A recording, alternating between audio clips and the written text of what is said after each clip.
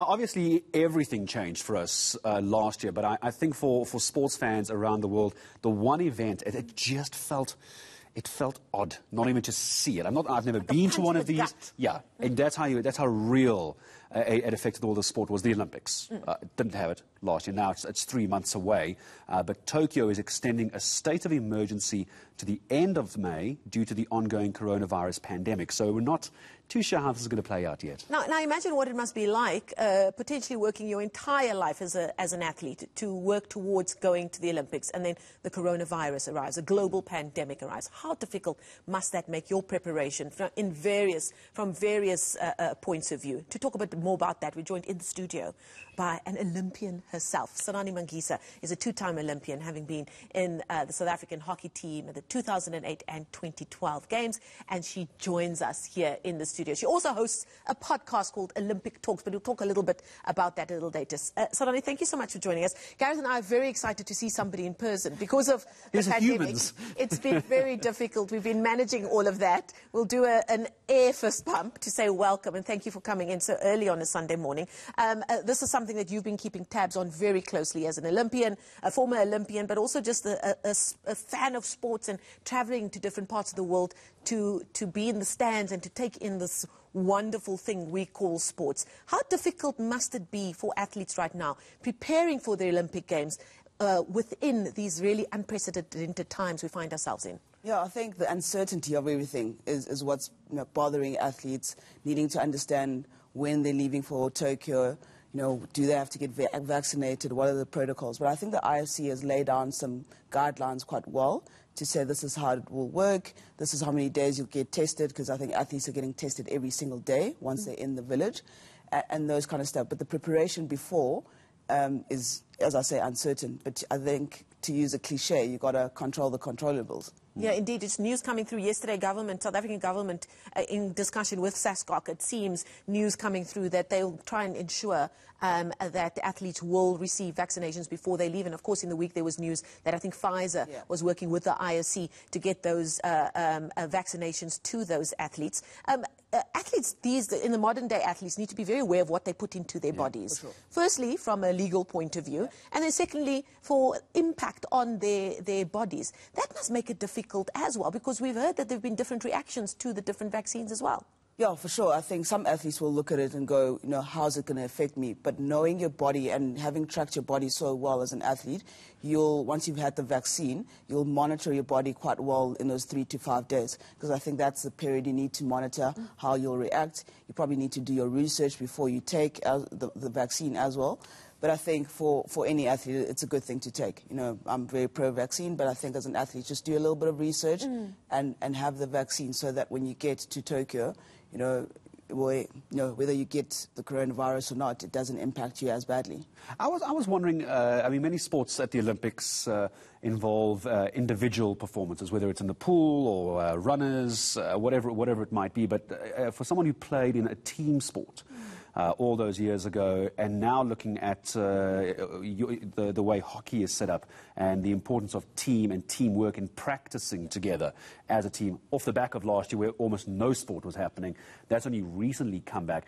I would imagine the players would be concerned about working as a team going into these Olympics? Yeah, for sure. I think team sport was probably the most impacted. You need to be together, you need to train together.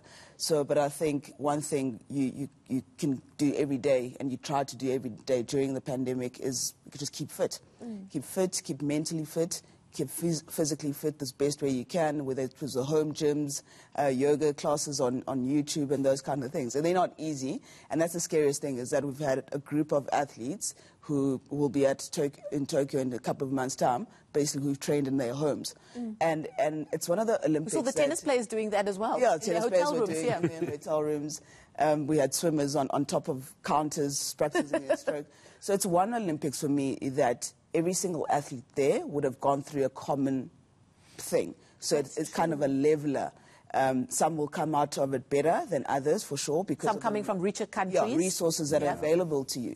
But it's one thing that everyone has had to go through, and I think that's kind of a bit of a leveler. You're speaking about the mentally fit point of view. From a mental point of view, This must make things really, really difficult. Like you said, control the controllables. It's easier said than done, isn't it? No, for sure. And I think this is where, you know, you're needing to seek external help, chat to people, resources in the mental health space, and really just keep on top of it as any athlete. And I think more both individual and team sports athletes needing to be working on their mental fitness day in and day out, because those kind of small margins will come into play.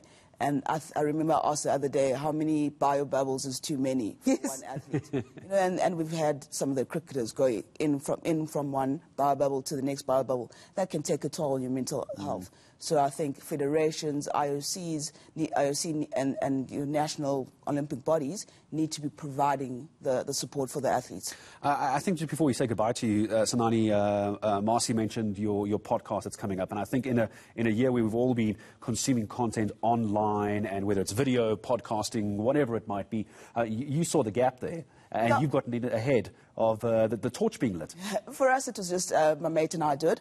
It was just to bring the audience closer to Olympics. I think we're an Olympic country, but we've never been your Team America or Team GB in terms of the fans being close to Olympics and understanding what goes on the village, what goes on for athletes. That's what I want to know. What happens in the Olympic village? So I know that you often talk about, you know, even the Olympic village is a huge thing to experience, because you go in there, you're dishing up your scrambled eggs, and all of a sudden Roger Federer is standing there next to you. I mean, so is that the kind of stuff that you're bringing across in your podcast called Olympic Talks, which is also available on YouTube, apparently? Yes, YouTube and Spotify, or whether you find your podcast. But it's just share those kind of stories. You know, what happens in the village, what happens when you, I call it controlling your groupie tendencies, when you're walking out and there, you know, is Serena Williams going to the dining room as well. So just... Did you say hi to Serena? A little high five back then? How's it doing? How's it doing? I wonder if she knew what house it was. Just very quickly, there's news online saying that there's this massive petition out there from people wanting the Olympics not to go ahead. Sure. I'm assuming you don't think that that's the right move. We're driven by money. We're a world that's driven by money, and I think there's an outlay of $12.4 billion US already. So I think the IOC and Tokyo are going, if it's sunk, let's keep going. Yeah. And I hope it's not at the detriment of anyone or the Japanese nationals. That's the biggest worry. I do have a concern that the 70% of a survey said 70% of the nationals don't want it, the Japanese. And Olympics are driven by the people supporting it, the people of that city. So London embraced it. I remember London embracing it. I remember my Beijing one, you know, the Chinese nationals embracing the Olympics. So when you don't get that part of it, because those are the same people that are volunteers, that are helping you at the transport village, that are helping you at the hockey turf. So if your locals aren't embracing it, you're going to have some challenges. Yeah, the Olympics is meant to be unifying. It's not meant to be divisive at all. Sanani, we're going to say thank you. We could talk all day. In fact, as sports fans, however, outside of the very serious implications, it'll be great to have 2 weeks where we can just disappear down the Olympic wormhole, right? And that's all that we consume for 2 weeks and forget about all of the troubles that the world is facing right now. Thank you so much for coming in. It's been great to have a human with us coming and a former Olympian, no less. As well. Yeah, congratulations and all the best to the Olympians this year. Sanani Mangisa, former SA hockey Olympian.